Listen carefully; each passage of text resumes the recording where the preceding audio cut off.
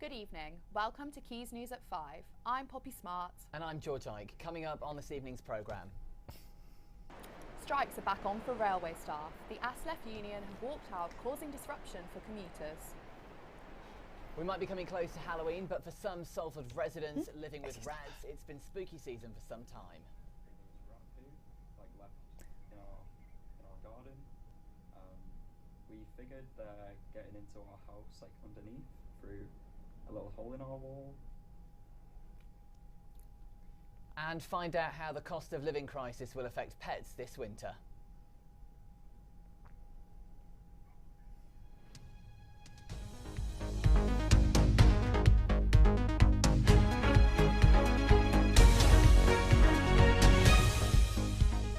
Is that it? Many commuters across the country have had to change their plans this morning as the ASLEF rail union members started their 4th day of strike action. Adam Clark was at Manchester Victoria this morning. Well, George and Poppy, it's a very quiet Manchester Victoria this morning, a very quiet concourse. I was here just 24 hours ago and people were coming through the ticket gates away to my right and looking up at the departure board away to their left to start their morning commute. Very different this morning as the train drivers union ASLEF are on strike in a row over pay. They represent 96% of the train drivers in England, Scotland and Wales, and it's their 4th day of strike action since July. The Secretary General of ASLEF said, "We do not want to strike, but the train companies have been determined to force our hand," whilst Daniel Mann from the Rail Delivery Group on the opposite side has said these strikes are unnecessary and damaging. Network Rail says talks are continuing. As for train services locally here in Manchester, I was at Manchester Piccadilly a short time ago. No services operating there apart from a small number of Transport for Wales services sort of going around the North Wales area, so that's ongoing throughout the day. The noise you can hear in the background here is Manchester Metrolink. Their services are unaffected, and Northern's director for the North and West, Chris Jackson, has advised passengers not to travel, not just today but on Saturday as well, where the other ASLEF and RMT strikes will continue. Quite remarkable, there have been some passengers still arriving at Manchester Victoria this morning, expecting to be able to travel on trains. I can just see one person on the opposite side of the camera talking to a member of Northern staff. There's been 2 or 3 people around Victoria whilst I've been here in the last sort of 15 minutes and still expecting to travel, so obviously not quite seen the notices, but a very, very quiet Manchester Victoria this morning. We can see a couple of Northern trains on the platforms away to our right, so it'll be interesting to see how this affects the rest of the transport network. Buses and trams expected to be busier here in Manchester as well as the road network. Well, we asked you on social media for your thoughts on the rail strike. At Cooper Salty on Twitter said, "Solidarity with the rail workers and any people who are on strike for a decent wage." Azuli said, "I had plans to see my twin in London after months of not seeing each other, which we had to cancel due to the rail strike. Do you know who I blame? The rail execs who drove all this to happen in the first place." Thank you for letting us know what you think. We love hearing from you. Football has been played and watched mainly by men for years, but it's all changing now and women's football is quickly expanding in popularity. It's more frequently shown on TV and is capturing the attention of new fans and creating a growing appetite for more and more young girls to get involved.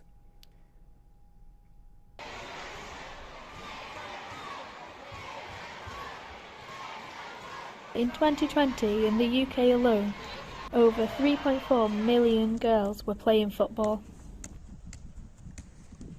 Despite this, only 5.6% of people who play football for a club are women. I play for LFC Women's under 14s. You can play no matter who you are or what you like doing, you can just get stuck in. Young players encourage everyone to try out football because they might just discover a passion for the pitch. I think everyone could play a sport, not just to keep fit, just because it's really fun. In order to promote women's football, tickets are much cheaper. But does this really help? I think it's a bit of both, really. I think it's probably a help and a hindrance. Obviously, with it being a cheaper ticket, you've obviously got more people more likely to pay for it, because obviously there's a lot of people that are against sort of high ticket prices, certainly in men's football, but again it could also be a hindrance. There's not as much money being there able to come into women's football. Sophie Lyon reporting for Quays News. In the Blandford Road area, there have been many complaints from residents about the amount of litter covering their streets and the fact that this is bringing about some unwanted visitors. Poppy Smart tells us more.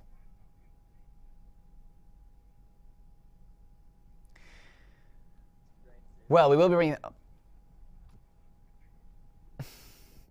This street may look like any other, but when you turn the corner, the litter issue is obvious.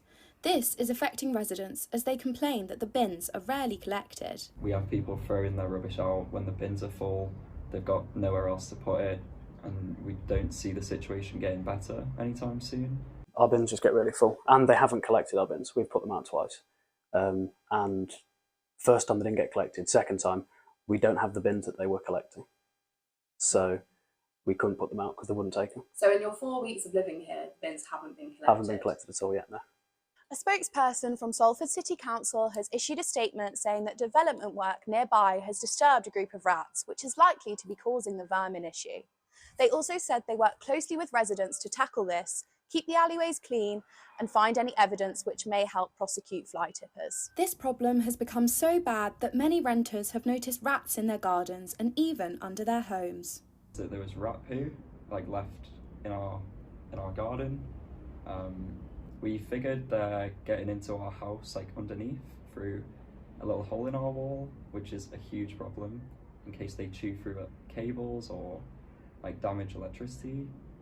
And yeah, there's been countless occasions where my housemates have seen the rats and they've got in under our gate from the alleyways and scuttled off. So the rats are a huge problem. Residents are left wondering, when will their concerns be dealt with? Poppy Smart, Salford, Quays News. Prime Minister Liz Truss gave her first address to Tory MPs at the Conservative Party conference in Birmingham this morning. She said she will forge ahead with her economic plans, saying the status quo is not an option. She remains sure that she is the one to get Britain moving. 21-year-old Madeline Budd has admitted to pouring faeces over the memorial of Captain Sir Tom Moore. Budd is currently on remand, waiting to be sentenced. She'll go back to court on the 25th of October, where she could be sentenced to as long as 18 months. Officers from Pendleton Police Station were called out to a disturbance on Frederick Road, Salford, about a small group of men fighting just after 10 p.m. last night. A Greater Manchester Police spokesperson said at around 10 p.m. on Tuesday 4th of October we were called to a disturbance on Frederick Road, Salford, about a small group of men fighting. Injuries reported are believed not to be life-threatening after officers responded to defuse the situation. A 31-year-old man and a 40-year-old man were arrested on suspicion of assault, whilst a 41-year-old man has been arrested on suspicion of theft, all remaining in custody for questioning. Inquiries ongoing at this time to understand the full circumstances. Anyone with information can report it to the police anonymously by calling Crime Stoppers on 0800 555 111. Olivia is the most popular girl's baby name in England and Wales again for the 6th time. Meanwhile, Noah has overtaken Oliver as the most popular name for baby boys. And finally, we all understand the impact of the cost of living crisis on people within society, with many unable to heat their homes. But what impact is this having on our four-legged friends? Holly Roberts went to find out more.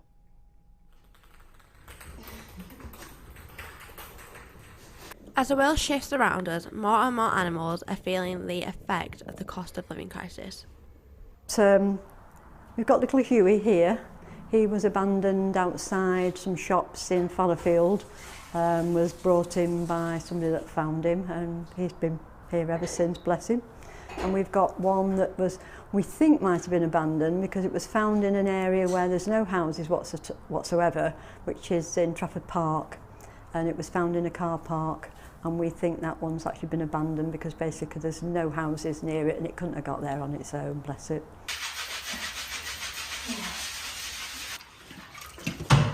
68% of pet owners are concerned that the cost of pet care is increasing, as more than 100 reports came in every day in 2021 of unwanted animals. Sadly, the rate of rehoming is also on a downwards trend. The post-pandemic cost of living crisis is affecting both humans and animals alike, with many animals being abandoned or left in sanctuaries such as this due to humans not being able to take care of them in the right way. Right, can we keep it clean this time, please? We've had a noticeable number of people abandoning families of cats, so mums and kittens. Rabbits, we've been on an upward trend the entire year of more and more people giving up rabbits. Our waiting list is over 50 plus cats, over 100 plus rabbits, and that's just the ones that go on the waiting list. A lot of people, if you can't help them straight away, look elsewhere. And unfortunately, we predict that the trend will continue over Christmas and the New Year. Cat food, bunny food, everything is just going up, and I think it's just really ridiculous that shops are putting the prices up when they know people are going to abandon their animals because of it. Under the Protection of Animals Act, it is seen as an offence to abandon any animal and cause it unnecessary suffering without reasonable cause or excuse. Holly Roberts, Quays News, Stratford. Oh, that's a lovely report from Holly to finish on this evening. But It Poppy, was. we are a nation of animal lovers. Of Are you a cat or a course. dog person, though? Definitely a dog person, George. What about you? See, I'm more inclined to go for a dog person, especially since where I'm living now, our neighbours have cats and, well, they like to do their business in our garden. So that's definitely making me more of a dog person. Yeah, fair enough.